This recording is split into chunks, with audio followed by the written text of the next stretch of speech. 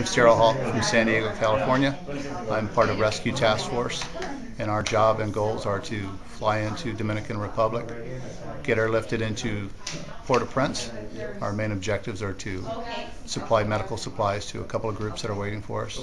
Ambulance group on the border of Haiti, and make our way into Port-au-Prince, continue with medical supplies, work a means of transportation for other medical supplies to come in, and then work with the infrastructure being built, primarily starting with the secondary source, working off of generators and getting the roads cleared. Rescue Task Force is, as I call it, the 3 M's: the means, the manpower, and the money.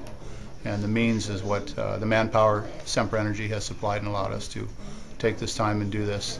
The means has been clearly by Rescue Task Force, and the money by people funding NGOs such as themselves. Rescue Task Force is a great organization.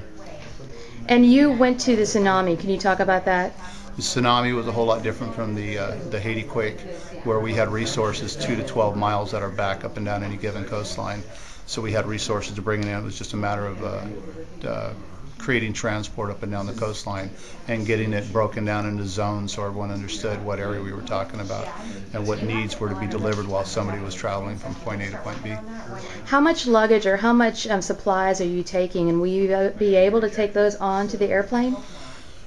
Overall, for the whole team, I'm anticipating about 1,000 pounds. We would like to take about 1,500, so we hope to work out the logistics on that at the airport. Is the airline being friendly about that, letting you take a little bit extra, or do you have to pay for that, or are they waiving the fees? That's been discussed, and we still hope to work out the logistics on departure date. So you're just going to take the stuff with you to the airport and hope that they're going to let you take it on the plane? We're going to take our surplus that we know we need to take, and if they don't allow us to take it, that will have to be left behind. We're taking a significant amount of money to make the means work while we're over there. We're taking an abundance of medical supplies. We're only taking in food and water, only those provisions for us to maintain and sustain us for the 2 weeks. The idea of the trip is to be 2 weeks slated under the timeline that I've got set up to accomplish what it is we need to do. If we need to extend that, as we did in the tsunami 2 or 3 times, we will. We'll be living in bug tents. That's the extreme condition. I'm not that comfortable. I know earlier today, about 4.5 hours ago, they had I believe it was a 4.7 or 5 point something earthquake. That was a report that did happen. So myself, I don't want any of my team members in any cement structures. So the plan is we will be living in bug tents. I'll be working with Chris to keep all of you updated on what it is we're doing, what locations we're at, and the type of things we're encountering along the way, and we'll be keeping you updated with Chris on that. I can't say enough.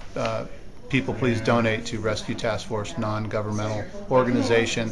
The money hits us, the feet hit the ground, and the things happen immediately. There's no time restraints. It's immediate attention, immediate delivery, immediate aid and assistance to the people that need it immediately. Donate. NGOs, non-governmental organizations, still donate to the Red Cross, Salvation Army, all great, but in international efforts, please donate to Rescue Task Force here in Carlsbad. Thanks, Daryl. You're an everyday hero. Thank you.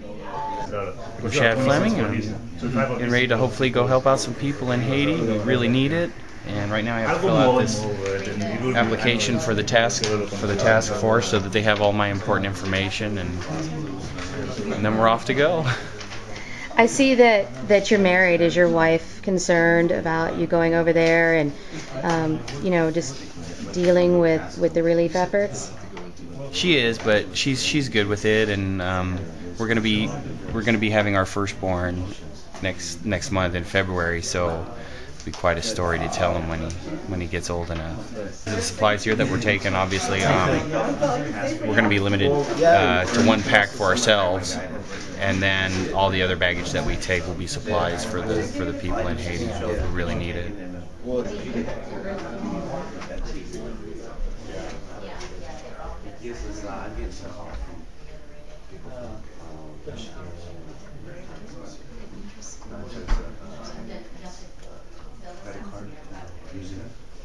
My name is Andrea Stone.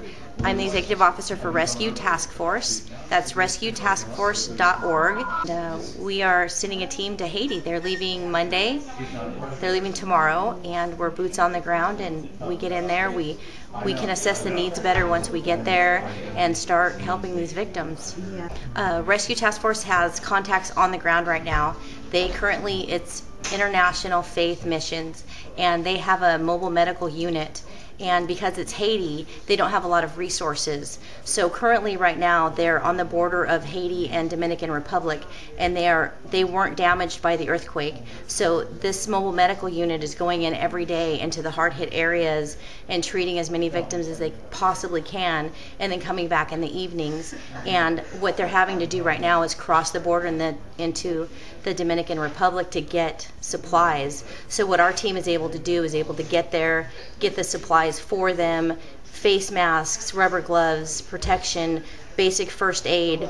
Right now with so much going on, the lack of basic first aid can mean the matter of life and death. So they're going to be there also. This particular facility has a clean water well, so they have access to clean water. They just don't have a way to transport it to the victims. So another thing that our team's going to do is get there, try to find trash cans, 5-gallon buckets, whatever they can do to get this clean water resource to the victims of the earthquake. Rescue Task Force has done immediate disaster response for 20 years. The best thing about it with our trips to tsunami, Katrina, Peru, is when we get there, they won't remember our team's name and they won't remember our organization's name, but they'll remember that the Americans were there and that we responded and that we were there and we cared. I can't imagine my house falling down and nobody showing up to help. So we're bringing hope. If anybody, the more resources that we get, the more lives that we can save. Our website is rescuetaskforce.org, and we need a lot of support right now. Yes, my name is Stanley Vincent. I was born and raised in Port-au-Prince, Haiti. I've been living in the United States for approximately 10 years, I would say. I am very excited to go with Rescue Task Force to help the people of Haiti. I'm very grateful that the United States also is undertaking such an important rescue effort towards the people of Haiti. And I can't wait to arrive over there to start helping the people. Currently, I'm employed with the California Highway Patrol. I live in Los Angeles. I have military experience as well. I was with the Marine Corps Reserve for almost 6 years.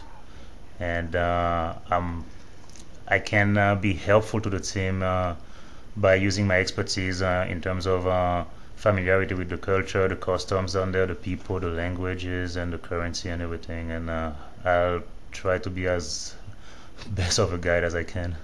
Do you have family over there right now? Yes, I do. And do you have any family that's missing or friends?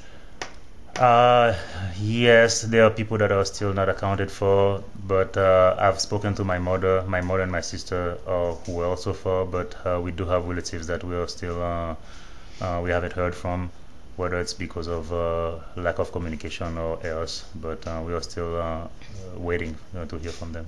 And your mother lives over there? My mother lives over there. She's currently over there. So you'll be going to see her? Yes, definitely.